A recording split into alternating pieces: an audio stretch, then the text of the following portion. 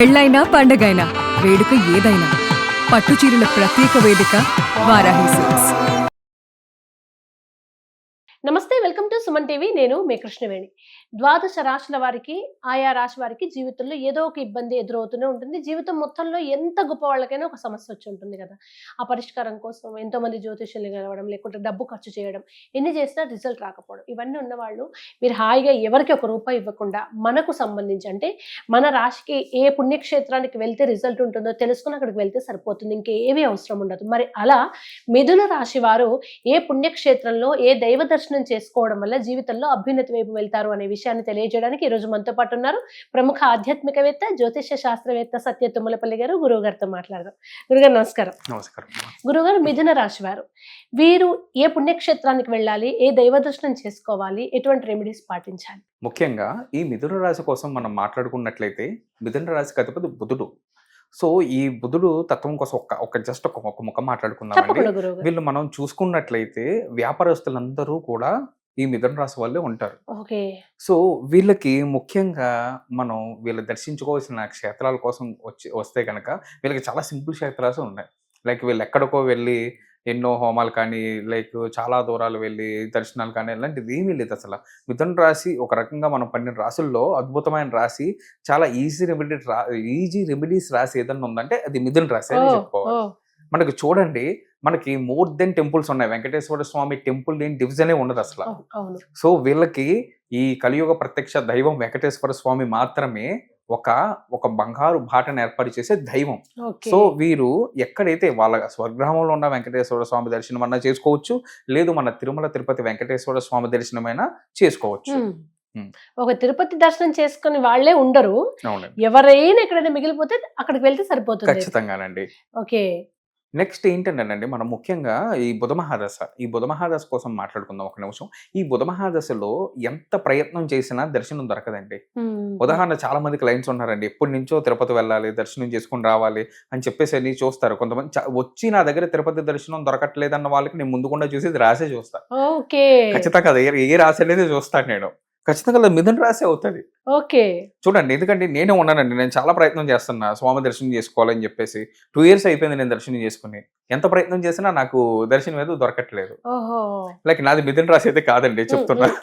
Like ఏంటంటే ఈ మనకి స్వామివారి దర్శనం, ముఖ్యంగా విష్ణాలయాలు కానివ్వండి, మన వెంకటేశ్వర స్వామి కానివ్వండి, ఏ దైవ దర్శనానికన్నా సరే ప్రీతి అనేది ఉండాలి, మనకి ప్రాప్తి ఉండాలి. లైక్ వాళ్ళు పిలుచుకుంటే కానీ మనం వెళ్ళి దర్శనం చేసుకోలేం. సో ఈ లైక్ ఇప్పుడు బుధ మహాదశ, ముఖ్యంగా బుధ మహాదశలో ఉన్నవారు ఎవరైతే ఉన్నారో, బుధుని నీచంలో ఉన్న వాళ్ళు ఎవరైతే ఉన్నారో, చాలా మంది ఇన్వెస్టర్స్, ముఖ్యంగా వ్యాపారాల్లో పెట్టుబడులు పెట్టి దెబ్బతిన్న వాళ్ళు ఎవరైతే ఉన్నారో వాళ్ళు ఖచ్చితంగా తిరుమల తిరుపతి దర్శనానికి అయితే వెళ్ళండి.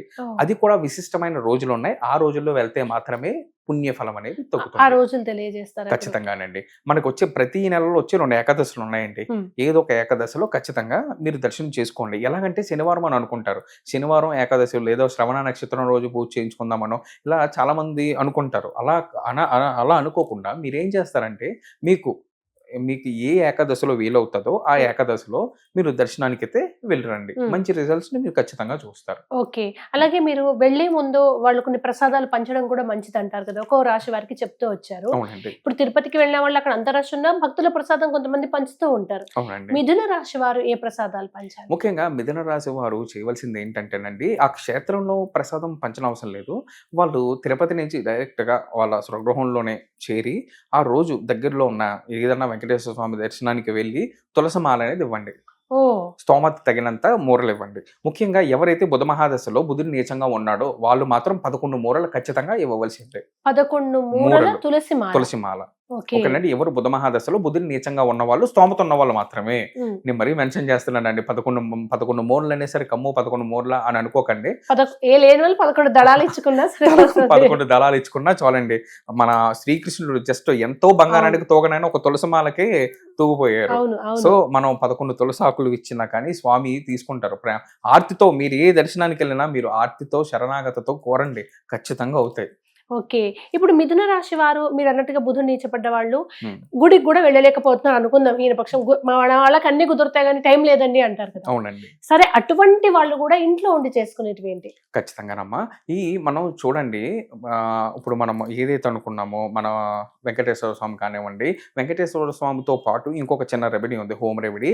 మీరు ఏం చేస్తారంటే ముఖ్యంగా కృష్ణుడి విగ్రహాన్ని తెచ్చుకొని ఇంట్లో పెట్టుకోండమ్మా. కృష్ణ విగ్రహం. కృష్ణ విగ్రహం పెట్టుకోండి. అది లైక్ మీరు మట్టిది పెట్టుకోవచ్చు, ఏదైనా లోహంది పెట్టుకోవచ్చు, వెండిది పెట్టుకోవచ్చు. అది మీ స్తోమతకు తగినట్టు మీరు విగ్రహం పెట్టుకున్నామా. ప్రతి బుధవారం బుధ మహాదశ నడిచే వాళ్ళు కానివ్వండి, లేదు ఈ ప్రతి రాశి వాళ్ళు కూడా రెమెడీ చేసుకోవచ్చమ్మా. ముఖ్యంగా వివాహం కాని వాళ్ళకి ఇది అయితే బెస్ట్ రెమెడీ అనేది చెప్పుకోవాలి. పిల్లలు పుట్టిన వాళ్ళకి కూడా బెస్ట్ రెమెడీ అనేది చెప్పుకోవాలి. ప్రతి బుధవారం దద్దోజనం ఆవు పాల దద్దోజనం నైవేద్యం పెట్టండి. మీరు మీ ఇష్ట దైవాన్ని ముందు కొలిచి తర్వాత కృష్ణుడికి అంటే ఆవు పాలతో చేసిన పెరుగుతో చేయాలి అండి. అవునండి, ఖచ్చితంగా ఆవు పాలు మాత్రమే యూజ్ చేయాలండి. ఆవు పాలుతో యూజ్ చేసినట్లయితే ఖచ్చితంగా వాళ్ళు ఏదైతే అనుకున్నారో ఖచ్చితంగా నెరవేరుతాయి. ఇంకొకటి నేను పదే చెప్తున్నానండి, దేవుడి దగ్గరికి వెళ్ళి మీ బాధలు మాత్రమే చెప్పుకోండి, కోరికలు కోరకండి. ఏ రాశి వారైనా కానీ మనకి ఎంతో ఇవ్వాలని ఆయన దాచిపెట్టి ఉంటాడు, మనం వెళ్ళి జస్ట్ మనం అడిగే దానికి సరిపెట్టేస్తారు అంతే. సో మీ బాధలు చెప్పుకోండి, ఆ బాధలు వినా బాధలు ఖచ్చితంగా భగవంతుడు తీరుస్తాడు. ఓకే. అలాగే చదువుకునే శ్లోకాలు ఏవైనా ఉన్నాయా? ఖచ్చితంగానండి. ఇప్పుడు చదువుకునే శ్లోకాలకు వచ్చేసరికి ఓం నమో కృష్ణాయ నమః అని అనుకోండి. ఒకవేళ ఈ మంత్రం ముఖ్యంగా ఎవరి కోసం అంటే నోరు తిరగని వాళ్ళు కానివ్వండి, ముసలి వాళ్ళు కానివ్వండి, వాళ్ళు ఇది చెప్పుకోండి సరిపోతుంది. లేదు పర్వాలేదు అనుకుంటే కనుక, కొద్దిగా చదువుకున్న వాళ్ళు అనుకుంటే కనుక కృష్ణాయ వాసుదేవాయ లైక్ ఈ శ్లోకం ఉంది కదండి, ఆ శ్లోకం దాయ నమో నమః ఈ శ్లోకం చెప్పుకున్నా మంచిది ఉంటదండి.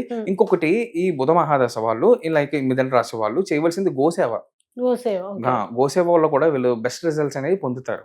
వీళ్ళు ఏం చేస్తారంటే గోవులకి ముఖ్యంగా ఈ మిథున రాశి వాళ్ళు వీళ్ళు చేయవలసింది ఏంటంటేనండి, మామూలు బియ్యం దద్దోజనంతో పాటు అటుకుల దద్దోజనం పెట్టి ఇంట్లో అటుకుల దద్దోజనం పెట్టి ఆ కుటుంబ సభ్యులు మాత్రమే తినాలండి.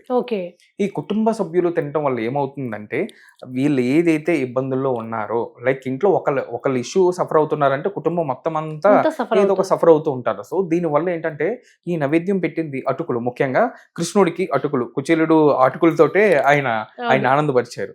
సో ఈ అటుకులతో మనం చేసిన పాయసం పెట్టొచ్చు, అటుకుల దద్దోజనం పెట్టొచ్చు. దీనివల్ల ఏమవుతుందంటే కుటుంబ సఖ్యత అనేది పెరుగుతుంది, ఒక అండర్స్టాండింగ్ అనేది. ముఖ్యంగా మిథున రాశి వాళ్ళకి కోపం కూడా ఎక్కువగానే ఉంటుందండి. ఈ కోపం వల్ల సడన్ గా వాళ్ళు చూడండి, వాళ్ళ మనసులో ఏది ఉండదో టక్ ఆ సమయంలో ఏదో ఒకటి అనేసి చాలా ఫీల్ అవుతుంటారు మిథున రాశి వాళ్ళు. సో ఇలాంటి ఇబ్బందులన్నీ కూడా తొలుగుతాయి. గోవుకి ముఖ్యంగా గోవుకు వచ్చేసరికండి వీళ్ళు గోధుమ పిండి, బెల్లం, అటుకులు ఈ 3 మిక్స్ చేసి పెట్టండమ్మా. గోధుమ పిండి, అటుకులు, బెల్లం ఈ 3 కూడా కలిపి పెట్టడం వల్ల మంచి రిజల్ట్స్ అయితే వీళ్ళు చూడగలుగుతారు. ధన్యవాదాలు.